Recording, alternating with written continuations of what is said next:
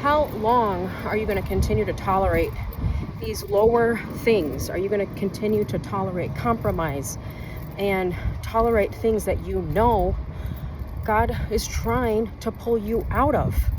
How long are you going to continue walking that fence and walking that line and holding hands with the world while you profess to say, oh, I love God. I love God, but I hate people. I love God, but I'm embracing Halloween in this wicked season. You can't do both. At some point, you have to decide who you're serving and what you're doing and what you're allowing and what you're tolerating. Because God says He'll allow what we allow. So when we continue to allow those things in our life, He's giving us the free will to do it. But you have to decide what's most important and let go of what's not. Move into a new season where you're like, I'm not going to put up with this anymore. I'm not going to put up with these lower things and this drama and this nonsense. Like, get out of the nonsense. All these BS things that the world tells you have to do and you have to be involved in and you have to show up to and you have to, bring into your life and cultivate. You have to do this. You have to do that. Like, get out of the nonsense. You don't have to do any of it. You're only involved in these things because usually it's because of the pressure of other people. You're trying to save face. You won't stand up for what's right. You don't want to speak up for what's right because you're worried about what people will think and you're worried about what they'll say and you're worried about hurting feelings or offending and you're worried about what your family might say or causing strife or causing drama. But at some point, you got to wake up and say, well, what am I allowing? What am I tolerating? Do I want to continue being this lower version of myself? Do I want to continue with these same habits when I know they're destructive, when I know the results of those habits? It's like you can look like you're bearing fruit in your life when you're really not, or the fruit inside is rotten. And a lot of people have that. They look like they are, but then one chance they get, let's say they have an opportunity to give somebody grace and they choose revenge instead. Well, that's not good fruit. Choosing those things, and I had a friend who did that to me. She had an opportunity to forgive and she didn't. In fact, she chose a much darker path, and that's something that she'll have to deal with and live with because we're accountable for our choices and we're accountable for what we do and what we don't do. Even if you got hurt, like, honestly, big deal. You got hurt or your feelings got hurt or this person hurt you. We all get hurt at some time. People, a lot of times things are taken out of context. Things are twisted up or the words didn't come out right or somebody just has a different view than you do. That doesn't mean you hold a grudge and you're hurt for your whole life. Like, get over it. I know people who they've been hurt. They were hurt as a child. Some wounds are deep. Yes, they are. But get over it. You're trading your future. You're trading your day to day. You're trading your present because you're the one holding on to it. Nobody's forcing you to hold on to it. It happened. It's done. It's in your imagination. Now your body might be holding on to some of those things. Your body might be, holding on to trauma or feelings or unforgiveness. But as you start to unpack a lot of those, you will find relief because the areas that you can't handle and you can't let go of, God will deliver you from those. So you do what you can, but you're not supposed to deliver yourself. That's this whole problem with self-manifestation and all these things. We're not meant to deliver ourselves from these things that we went through as a child. God is going to deliver us from those. He's the ultimate deliverer. But we can do things that can help and assist. So we're aligning our actions, our words, and our life with what He says. But entertaining opposite things, I have a really big problem with Halloween. And I have a really big problem with if you love God, if you truly love God and you love Jesus, you hate it. You hate Halloween. You don't want anything to do with it. It's so crystal clear how wicked and deep, dark and evil it is. And the destruction that goes on and what it actually stands for. He would never bring those things into your home if you really were deeply rooted. And I'm not judging because some people just don't know. And some people just think it's okay. But I'm here to tell you that at some point you got to wake up and decide, what am I doing? And Why am I involved in ridiculous nonsense? Why am I blowing my money on alcohol? Or why am I blowing my money on all this toxic garbage that came from who knows where, and I'm filling my home with it to make myself feel better? Like, at some point, you need to step out of that nonsense. All of these things that you just continue to do over and over and over, year after year.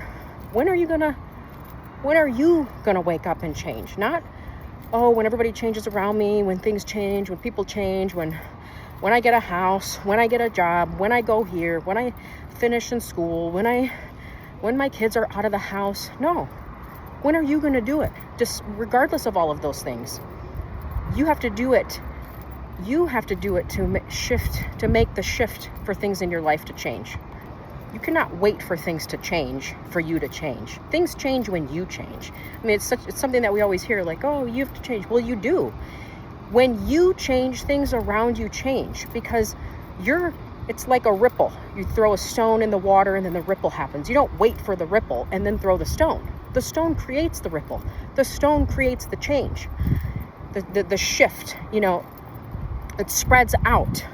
So if you're that stone, because obviously you can't change other people. Now, you can influence them by walking a righteous path and doing what you say you're going to do. You can demonstrate with your life how you should live, but you can't change anybody. Their heart needs to be changed by the one and only Lord himself. And that means that person has to get to a point where they humble themselves and they realize that they need deliverance and they need to change. Dying to self is one of the hardest things to do. You literally strip yourself away from so many things that you identify with, or that you think, this is me. I could never let this go because my identity's wrapped up in it, whether it's your job. I know people who they lose their job and they lose their identity. Well, I don't know who I am. Your identity can't be wrapped up in all of these outside things, a job or a relationship or a marriage or pleasing people, making sure that the parents are happy and this person's happy and this person's happy. And, you are not responsible to please everybody. Jesus, he has a specific assignment for you and a specific race for you to run. And you can't do that if you're worried about everybody else. But you will be accountable to what you do. That is for sure. And you will be accountable for how you lead people. So you better, if you have a platform, or you're on social media, you're on Instagram, or you have some type of platform and you're leading people the wrong way, that's on you. And so you have to really make sure you're aligning your words. There's been times where God has really rebuked me for things that I have shared. Not recently and on my YouTube channel or any of these walk and talks. I make sure that my talks are aligned with his word, and they're put in a really practical, easy way, a way for people to implement in their own life so you can do the things that you're called to do easily. It's not some big far-fetched thing like, oh, well, all these euphemisms. So many people use these euphemisms like, well, be the salt in the world, be the light. Well, what does that mean? What if I'm depressed? How can I be a light? What if I'm struggling? How can I be a light? What is being a salt? Does that mean I got to have more flavor? Do I have to be more colorful? Like, we need to like say things as what they are. Get your life together. Get your thoughts in order. Get your home in order. Step up your game. Quit whining and complaining, murmuring, whining and complaining about things. Really tap into the simplicity of gratitude more than anything. Things don't have to be perfect. Chances are they're not going to be perfect. You're always going to have challenges your whole life, but you can tap into gratitude. You can serve around you, like serve in areas that you're called to serve in, whatever your sphere of influence is, you can serve in. And that means that you are lowering yourself for the bigger picture, for the bigger purpose. You got to get out of the way. It's not even about you. It's not about you. You're not the winner of the story. And I think that's why a lot of Instagram accounts don't do good. I'll be 100% honest. So many of them, they're the hero of their own story. They're the ones. This whole big thing of, you found my page. You didn't know what to do, and then you found my page, and now, let's be friends or whatever. So you're making yourself the winner, the hero.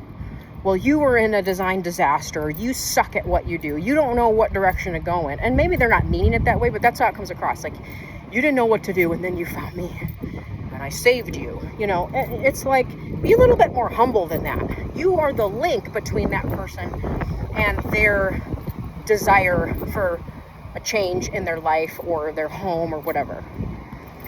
And you can walk with them as they are making those changes, as you're leading and helping make those changes. But get yourself out of the way. You are not this. So many people, they're consumed. I'm not going to name names, but we all know some of the big influencers that are just so obsessed with themselves that they basically think that because of their platform and because of their numbers and the people following them, that they're a goddess or something, And again, I'm not trying to judge. I'm just pointing out what to look for, and really to guard your thoughts, guard your mind, guard your heart. And you're going to be influenced by people who are going to lead you the wrong way. They're going to lead you astray, and you're going to end up feeling resentment. So if you're feeling like, I'm overwhelmed, I'm frustrated, I don't know what to do, I don't know what to do with my space, my home, my kids, my family, my life, you got to start from the end in mind. Okay, what are the things that are triggering that? So here's an example. When I used to overly shop or overly spend, I would be in anxiety for a while. So let's say I overspent one day, the next 3 days, I'm anxious, I'm in anxiety. Oh, I don't know, should I return those? What am I going to do with them? So this 3 weeks would go by because I'd be anxious, waiting for the stuff to arrive. Then the stuff would arrive. I'd have to try to find a place to put it. I'd immediately regret. I need to return it. I overspent. I need to get some money back. What's not going to work? Well, what was making me spend? Okay, it was the late nights, being up on my phone, following these big influencers, right? Oh, I should have that. Oh, check out that non-slip bath mat, or that mop. Oh, I need that mop. Oh, I need that kitchen gadget that I never used. I never used half of the garbage that I bought when I was in that kind of half awake, half asleep type state. Most of the stuff that I was pressured or impulse to buy, I didn't use. I ended up returning. But in that middle time where I bought it and I returned it, I was in an anxious state.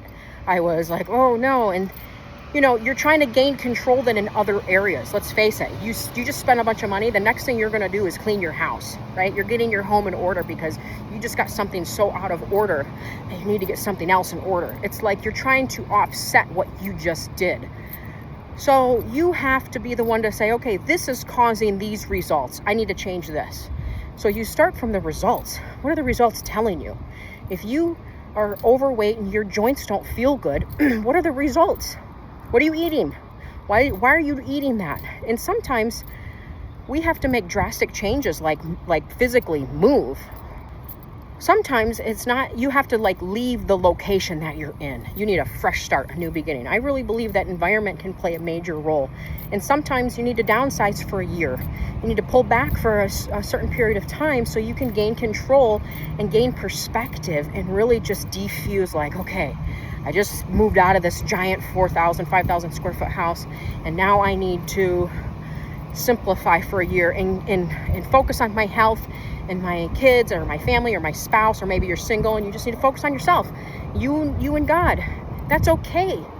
Where you're removing the burdens and the distraction. The house could be a burden and a distraction, and you need to remove that. And a lot of times it's these relationships that we try to control or maintain or help or whatever. And I'm telling you, if they're doing the same thing they did 5 years ago, they're not. You can pray for them and have hope for them, but they have to want to change. They have to be the ones to change. You're not going to make them change. You might think you're influencing them, and at the end of the day, you're like, oh yeah, that was a great talk. I'm patting myself on the back. I really feel like we got somewhere. Their habits run deep, and you're not going to be that savior to undo all of that. They need some deep help, and the only one who could do that is God. But that person has to be open and willing to do them. Now, you can demonstrate with your life. Sometimes not saying anything speaks much louder than trying to help. Sometimes if you're helping somebody for so long, and then all of a sudden they can't get a hold of you, and they're like, well, what happened? And you just don't respond, or you just put up boundaries and tell them, I'm not going to. Sometimes that's like, oh crap, I really made them mad. Like now what? Now who am I going to lean on? Now who's going to come rescue me? So your silence or your pause or your boundaries could be the thing that actually helps that person even more. But you're so wrapped up in trying to be the hero and trying to help them. And it could stem from really good intentions. Like you really want them to succeed. You really want them to do good. But this is why sometimes I unfollow people. I'm like, well, instead of arguing with them about their point of view and my point of view, I'll just unfollow them. It is what it is. You just don't support. I don't support certain things. I'm not going to follow certain things. I don't support it. So why would I follow it? Why would I support what I don't agree with? Why would I listen to music that I don't agree with? Why would I support somebody doing something that I don't agree with? Because by supporting it, you're coming into agreement and alignment with that behavior, and you're saying this behavior is okay. So who you think you are and what you actually do could be two totally different things. This is why so many people think, well, I go to church on Sunday, so I'm a great Christian, and I volunteer and I serve and everything. Yeah, okay. Well, let's see the fruits of your whole life. You could look like you're bearing fruit and not be bearing any fruit. And you could look like from the outside, everybody sees me looking so great because of pride. You care too much and you're arrogant and prideful, and you want people to see you a certain way, so you won't humble yourself and let them actually see. But you know what? The breakthrough comes when you humble yourself, because you're getting yourself out of the way for them to see Jesus. And sometimes Jesus gets pissed. There's a righteous anger in there, and you got to be okay with your showing that. If you're not on board, you don't agree with something because it compromises and it goes against the heart of God. If something's displeasing to him, goes against the heart of God, you don't want to be involved in it. So don't. God spoke to me a long time ago and told me to get out of the nonsense. And it was those exact words. Get out of the nonsense. I'm like, man, I must be involved in a ton of nonsense, because to me it was normal. These things were normal. Gossiping to everybody, about everybody, and trying to make friends with everybody, and being involved in people's drama, and caring what people thought about me or my life or this, holding on to relationships that I knew were dead, that I knew just were toxic, doing things that people expected. Oh, I better show up. I better do this. I got so much heat one time when I didn't do that little black square in 2020 when, the whole thing. People were like, oh, well, you didn't do that. Because I woke up and I realized I'm not going to do what everybody else is doing. In fact, the biggest thing, I realized if everybody's buying it or doing it or listening to it, I do the complete opposite. There's one way for you to set yourself apart, is to do the actual opposite of what everybody else is doing. So if there's a trendy viral item, I don't want it. If there's a song that's trending on Instagram, I won't play it. If there's whatever, I don't want to do it, because I learned I want to do the exact opposite in the ways that the masses go, because I don't want what they want. But you'll take a lot of heat for that too, because people are always going to be mad at you for standing up for something that you believe in, or they're going to call you names. I've been called, I'm self-righteous, I'm racist. Well, my husband's Hispanic, my kids are half Mexican, so all of these ridiculous things just because I didn't do what they wanted me to do. So you have to be prepared that people are going to be mad that you're not doing what they think you should do. But that's part of the deal. Part of the deal when you wake up is that you're like, you know what? I serve God. I'll love people, but I am not going to waste my time trying to wake up the sheep. I would rather wake up the other lions. Where's the low-hanging fruit at? Where's the women that are like, yeah, I'm ready to wake up. I'm ready to stand up. I'm ready to take authority. I'm ready to run my race. Where are those women? Women who are awake and they're not engaging in nonsense. And they're not engaging in drama. And they're not worried about what everyone else is doing. And they're not worried about their face and their look more than anything else. Self-care is a lower step. It's not the number one thing. It's not like I do believe that you should walk a peaceful life, but there's going to be times where it's not peaceful. I mean, that's a given. So you can't put yourself, your happiness, your self-care, your lips, your boobs, the way you look, your clothes, your shopping, your desires, your addiction, the shows you want to watch, the food you want to eat. What I want to do is my happiness is more important. You can't do that and still walk with God. I mean, you can't, because you're too consumed in yourself to do it. Your vanity has overtaken the clarity. And so you have to, I think it's a form of narcissism, it's just like vanity, where people are literally just obsessed with themselves, that they're not willing to be real, and they're not willing to really walk the walk because they're too busy talking the talk and trying to look perfect for everybody. So your life of compromise will be obvious in these coming days. You're not going to be able to hide it anymore. You're not going to be able to say one thing and do another, because if you're living in compromise, it's going to be enhanced. It's going to be like a magnifying glass on what you allow, especially if you have some type of platform or you're in some authoritative figure, because God's looking for people who have a heart for Him. And when you have a heart for Him, you don't have a heart for the things of the world. You don't have a desire for those lower things, because you're looking at things above, higher things, and you're willing to let go of those lower things to walk the righteous path and to walk that higher path. I know this video is not as positive and pumped up and funny and stuff as some of my other ones, but the severity of the times that we're in is calling me into action to help wake you up and to help wake people up. Get your home in order. Get your life in order. Get your thoughts in order. The Bible says take every thought captive. Don't just let it run all over the place. Practice self-control, self-discipline. Forgive the people that you hate or that really made you mad or that bother you or hurt you. Forgive them. That doesn't mean you have to be in relationship with them. That doesn't mean that you have to spend a bunch of time with them. Forgiveness is just that. I forgive you, and you're releasing it. You're letting it go.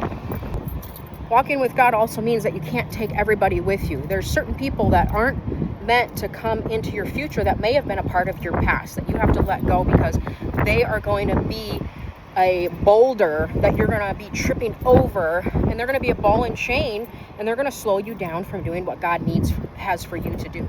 So those can be hard to tell that person or to just cut ties from that person.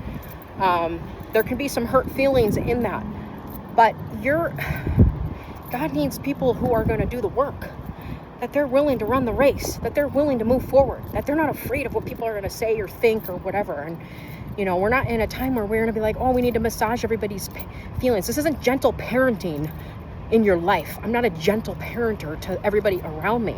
I'm a get it done. Let's get going. Let's do what God called us to do. Let's raise each other up. Let's lift each other up. Let's run our race. Let's feel good and do good. Let's take care of our bodies, our minds, our homes, our businesses, our finances. Let's tighten things up. Let's get things in order.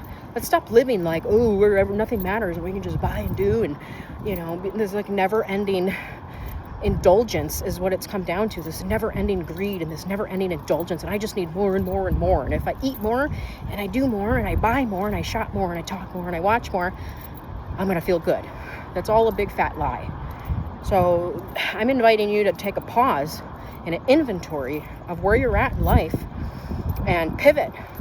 You could do it at any moment. You could say, you know what? No more of this lower me, no more of this lower stuff, no more of tolerating this. I'm going to pivot and I'm going to move into a new season, and I'm going to do what God's called me to do, and I'm not going to apologize for it. I'm going to do it because that's what He has for me. Whew. Well, that exhausted me. So I really hope that this message ministers to you.